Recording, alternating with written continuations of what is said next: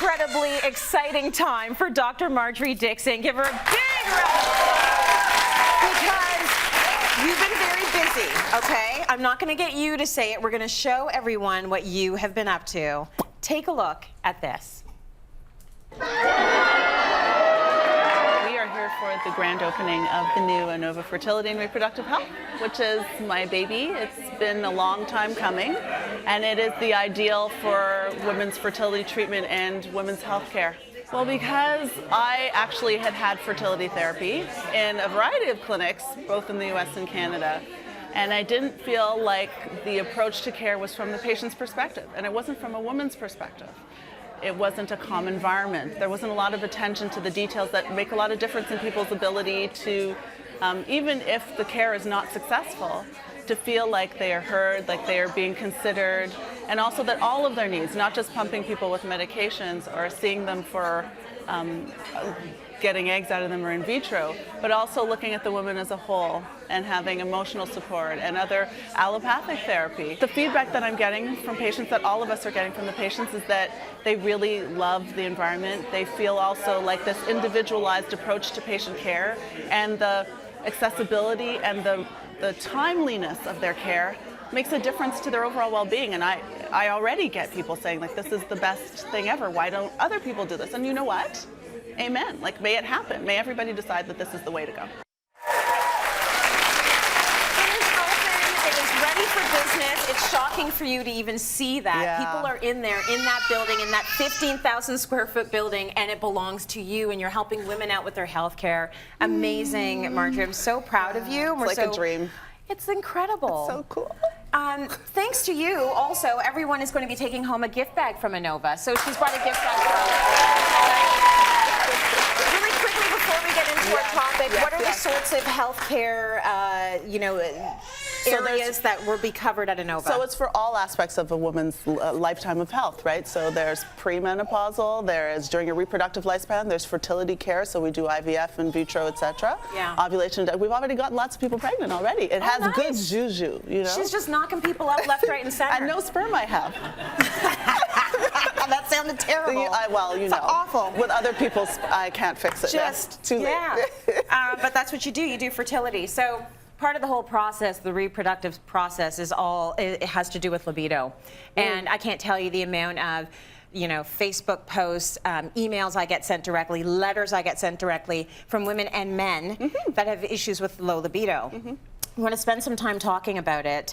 So is there a name for this? Yeah, so it's called hypoactive sexual dysfunction, so sexual desire dysfunction. So desire is a continuum, right? It's not like you wake up one day and you have great libido and the next day it falls off. Right. Especially for women, it's very multifactorial. There are a lot of things that impact how you feel about sex and your sexuality. And actually, it says 43% of women have some kind of, or have experienced in their lifetime sexual dysfunction. So they wondered why they didn't have more of a drive. But 43% is almost 50%. So kind of like 1 in every 2 women. So half. Yeah. But what is classified as dysfunction? So is it that like you've gone for a certain amount of time without? No, it's not a time-related thing. It is that you have no real interest in sex. You have also no sexual fantasies. You don't think about it at all. And it bothers you. So that's what makes it dysfunctional.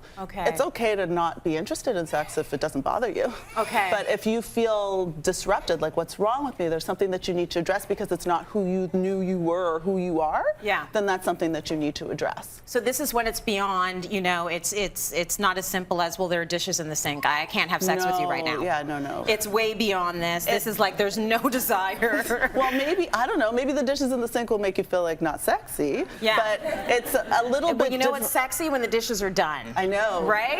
And it's somebody who loved did the dishes. Yes.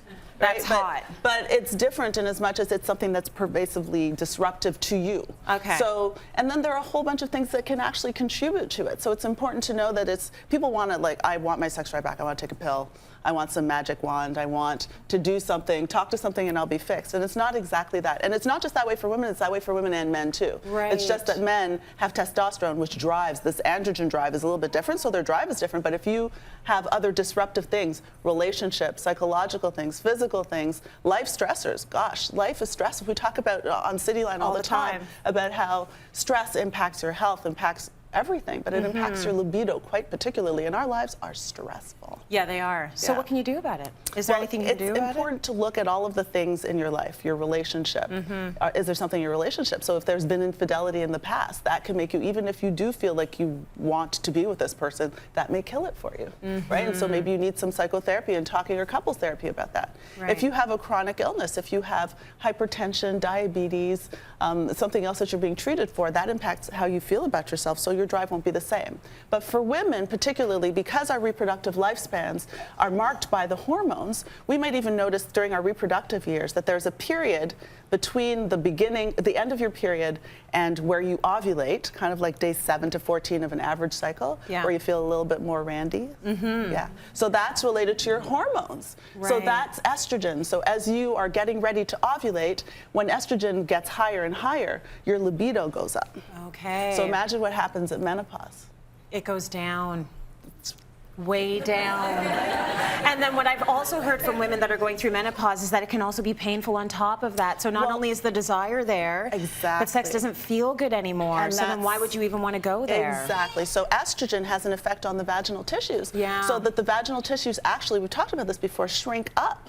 So it becomes more uncomfortable to have intercourse. So that's where so if that's your issue and it's menopause, which it is for many women, then you have to think about alternatives, because you can still you can still be aroused, you can still have an orgasm when you're postmenopausal. It's not like menopause happens, it's done. Right. However, you have to mix it up a bit. And I think that it's important for partners to understand that this is normal. The waxing and waning of your desire, like after you've had a baby, when you're pregnant, pregnancy can be fun for women because your estrogen's like sky high, right? But then after, don't touch me. Don't touch. I haven't slept in a week. I know, and then you have a baby hanging off your breasts all the time. So that also will kill your drive, right? Absolutely. When you put that baby down, baby's having a nap, you're not like, let's go. You're let me sleep for a minute, right? Yes. So when you have particular life changes also, so having a baby, if someone passes away, if something you move, if you lose your job, all of these things will have an impact on your libido. So it's important to, if it's bothersome to you again, identify what is the situational thing and then look at that thing and see if you can improve it. If your life is too stressful, well, you have to figure out how to meditate, figure out how to exercise, figure out how to remove the stressor from you so you can be back to that person that you are sexually. And then talk with your partner, because it's important whether you're the male in this situation, because it's not always the women don't want sex and the men are ready. Often the woman's like, hello, and he's like, eh. So when that happens, it's important to talk and understand maybe what you wouldn't know what's going on in someone's brain, because sex is not just the intercourse is an action. But for women, sex is very emotional. And if in the emotion you're not there, or hormonally you're not there, or you have some kind of medication that you're taking that kills your drive, so antidepressant medications or antipsychotic medications. So it's important to identify what can be contributed to your libido or lack thereof, and then see if you can improve upon it. Okay, good. And obviously it's a conversation between adults. If you're both not feeling it and you're both fine with that, there's no problem. No problem. There's no problem watch at all. TV, eat popcorn, and fall asleep. That's right. All right, really good advice, Marjorie. Let's go to break. We got more coming up.